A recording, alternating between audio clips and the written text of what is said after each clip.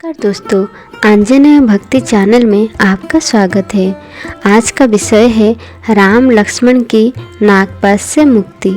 श्री राम लक्ष्मण के नागपाश में बंधन के बाद युद्ध समाप्त हो जाता है और लंका की सेना अपने नगर वापस लौट जाते हैं।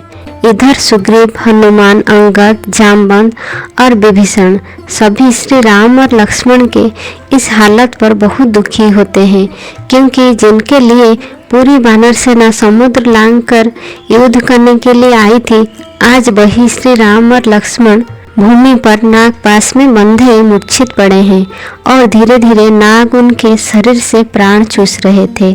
श्री राम की सेना में पूरी तरह शोक सागर में डूब जाते हैं। किसी को भी श्री राम और लक्ष्मण को इस संकट से बाहर निकालने का रास्ता नहीं सूझ रहा था। सुग्रीव के पूछने पर विभीषण बताते हैं कि इंद्रजित ने घात लगाकर नागपाश अस्त्र का प्रयोग श्री राम और लक्ष्मण पर किया है। तब सुग्रीव विभीषण से नागपाश से मुक्त होने का कोई उपाय बताने के लिए कहते हैं। दुनिया में ऐसा कौन सा अस्त्र है जिसका कोई उपाय नहीं है, लेकिन विभीषण जी कहते हैं कि एक बार नागपाश से कोई मुक्त हो सकता है, लेकिन नागपाश अस्त्र से प्राणी मृत्यु होने तक छूट नहीं सकता, क्योंकि नागपाश अस्त्र स्वयं ब्रह्मदेव द्वारा प्रकट किया गया था। दुष्टों का संहार करने के लिए भगवान शिव ने ब्रह्मदेव से नागपाश अस्त्र मांग लिया था और भगवान शिव की कड़ी तपस्या करके रावण पुत्र इंद्रजित ने उनसे यह वरदान के रूप में प्राप्त किया। इंद्रजित बहुत विकट परिस्थिति में ही इस अस्त्र का प्रयोग करता है। आज तक नागपाश से कोई भी बच नहीं पाया है। विभीषण जी मायूस होकर कहते हैं कि आज मेघनाद बाजी जीत गया। वहीं दूसरी ओर लंका में अशोक वाटिका में बैठी माता सीता श्री राम और लक्ष्मण के नागपाश में बंध जाने की सूचना पाकर शोकाकुल हो उठती हैं और विलाप करते हुए माता सीता जगदम्बा से अपने पति और लक्ष्मण की रक्षा की प्रार्थना करती हैं। इधर रणभूमि में समय बीतता जा रहा था। पूरी वानर सेना श्री राम और लक्ष्मण के इस हालत से मायूस हो चुकी थी। ऐसे में सुग्रीव देखते हैं कि बजरंगबली हनुमान वहां पर नहीं है, जो कि हमेशा श्री राम के कार्य सिद्ध करते हैं। सुग्रीव पूछते हैं कि संकट मोचन महाबली हनुमान कहाँ है, जब उनके आराध्य श्री राम पर इतना घनघोर संकट छाया है। वही हनुमान श्री राम और लक्ष्मण के नागपाश में बंधने के बाद ही कुछ विचार करके पहले ही बिना समय गवाए सीधे भगवान विष्णु के वाहन और पक्षी श्रेष्ठ गरुड़ के पास पहुंच जाते हैं। हनुमान को यह ज्ञान था कि नागपाश अस्त्र को छिन्न भिन्न करने की क्षमता केवल पक्षीराज गरुड़ में ही है। इसलिए हनुमान शीघ्रता से गरुड़ के पास आते हैं और गरुड़ को लक्ष्मण और मेघनाद के युद्ध का सारा वृत्तांत बताते हैं कि कैसे मेघनाद द्वारा छल से श्री राम और लक्ष्मण को नागपाश में बांध दिया गया है।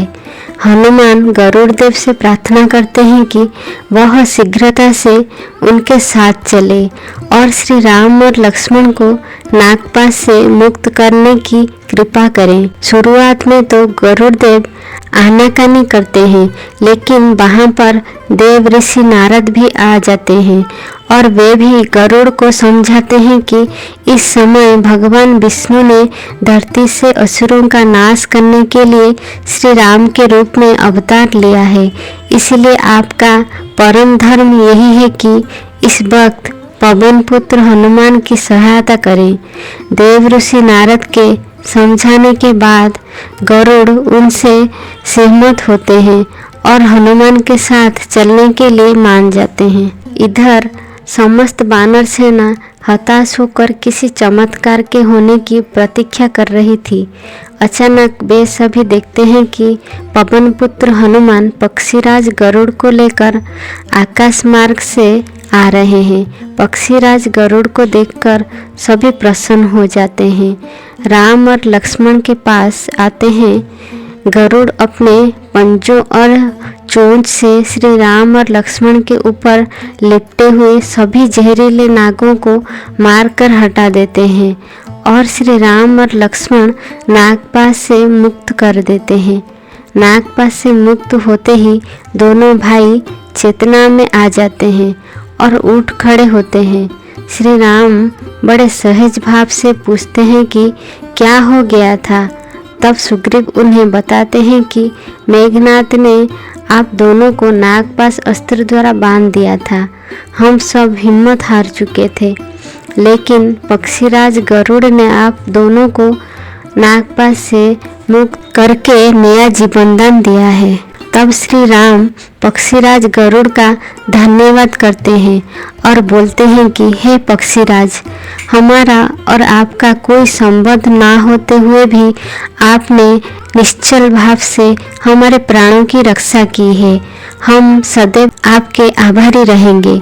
पक्षीराज गरुड़ कहते हैं कि हे मर्यादा पुरुषोत्तम राम, आभार प्रकट करके कृपया मुझे लज्जित ना करें, क्योंकि मैं तो आपका ही सेवक हूँ। जब आप अपने इस अवतार को पूरा करके अपने परम धाम में चले जाएंगे, तब आप हम दोनों के और सेवक के संबंध को पहचान जाएंगे। तब गरुड़ श्री राम से विनती करता है कि कृपया इन राक्षसों से सतर्क होकर युद्ध करें, क्योंकि यह किसी भी छल तथा मायावी रूप में युद्ध कर सकते हैं, जबकि आप मर्यादा पुरुषोत्तम हैं और युद्ध में भी मर्यादा का पालन करने वाले हैं। इतना कहकर गरुड़ श्री राम और लक्ष्मण की परिक्रमा करके वापस चले जाते हैं। श्री राम और लक्ष्मण को सकुशल देखकर पूरी वानर सेना हर्ष उल्लास से भर जाते हैं और वे श्री राम के नाम के जयकार लगाते हैं। जय श्री राम तथा जय सिया राम के नारों से पूरा आकाश गूंज उठता है। वहीं लंका में जब रावण वानर सेना का जयनाथ तथा जय सिया राम के नारे सुनते हैं तो उसके नींद उड़ जाती है। तब वह अपने गुप्तचरों को बुलाता है और पूछता है कि शत्रु सेना इतनी रात को जयनाद क्यों कर रही है।